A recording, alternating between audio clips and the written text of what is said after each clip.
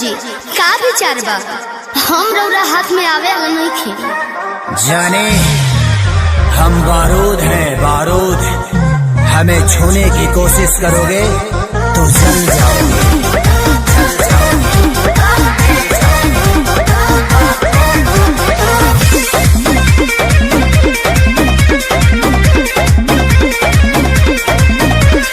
गुंडा गोरदी बाबू तोहर चले नहीं। अच्छा मिली ना चीज़वा जौन तोहरा चाहे देवे के पड़ी। अरे सीधे सीधे मनबू की, सीधे सीधे मनबू की गोली चलबू हो।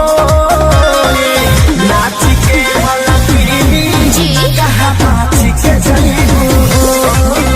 कहियो ना कहियो जानो जिके छाछे पयईबू हो। नाच के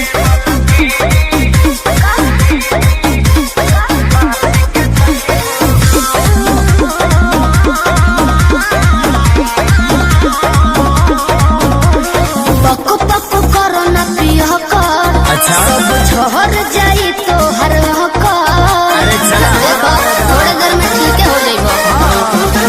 पक पक करो ना पिया कर। सब झहर जाई तो हर कर। जाने हल्का मिलना यही रान के। अच्छा। आज रात भना चाहे तो है बांध के। अयो दादा ढेर मत फेंको। सुना हाथ हटा